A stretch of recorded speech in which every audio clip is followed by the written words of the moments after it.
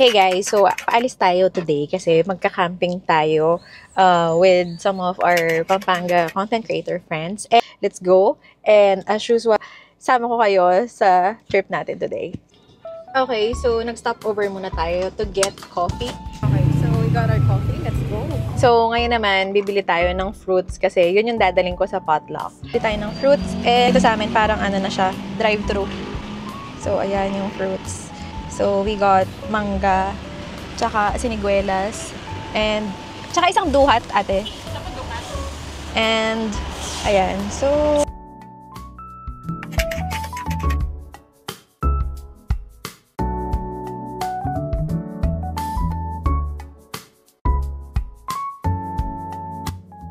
hey guys, so nandito na tayo sa Treehouse Executive Villa dito sa may Sapang Bato sa Angeles City. And it's 3:10 na. And ako pa lang nandito. Well, puro naman sila on the way na. So, while waiting, makikicharge muna ako ng phone. Ako lang yata yung nagka-camping na walang dalang power bank. Buti na lang.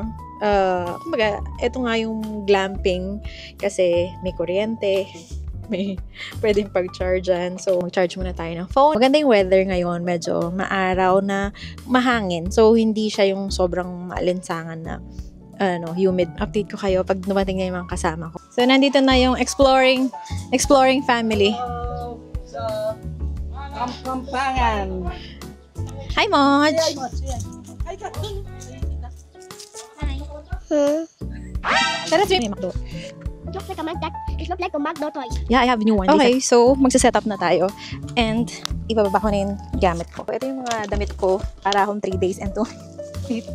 This is my tent and 2-second setup lang naman. So, madali lang.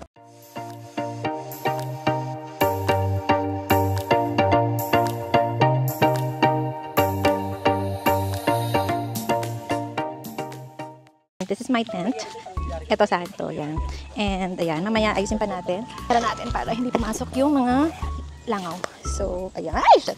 Mamaya na natin lalagyan ng sapin. So, ang ating dala is fruits. So, merong siniguelas and pakwan. So, ayan. Eh, lalagyan na natin yung dala natin. Yung binili natin. Ito naman is duhat. Nandito na ang Team We're in Pampanga. Nanababaw ka ba, Len? Safe yung guy. Sinigang.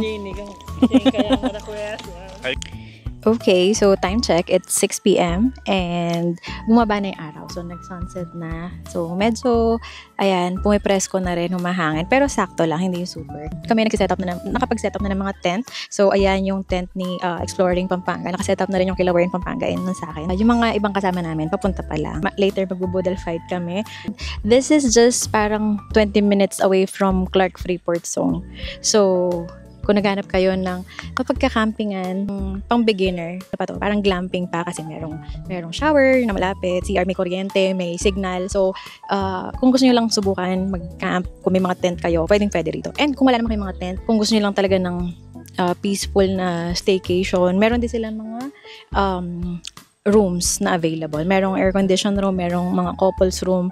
So, maraming option dito. Ito yung view ko ngayon. So, dito lang yan sa Pampanga. Hindi nyo na kailangan mag-drive ng sobrang layo. Lemon tea. Ayan.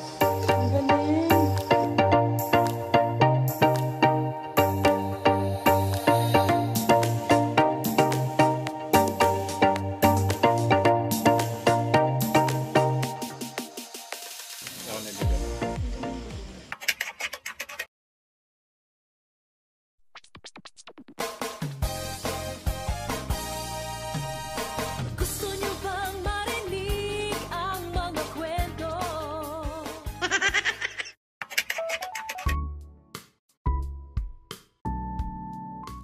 Okay, so matutulog na tayo. And bumubulong tayo kasi matutulog na yung mga kasama natin. Ito yung sa loob ng tent ko. Night.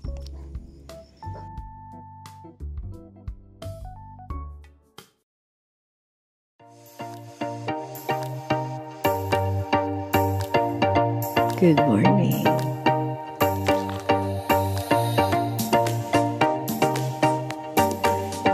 Ito yung view natin. AM.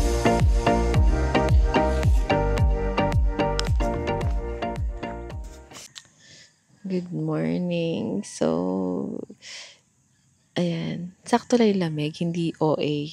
Ang presko pa rin.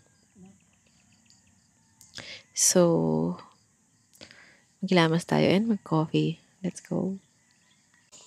Okay, so mag-coffee na tayo. Wala akong mug.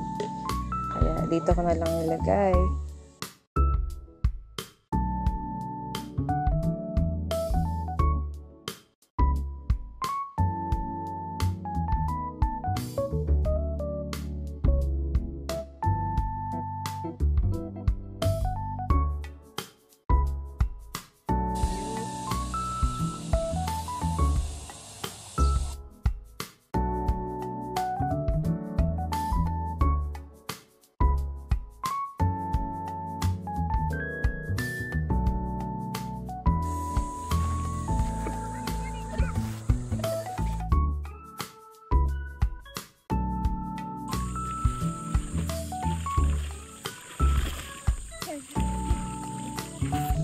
Five minutes.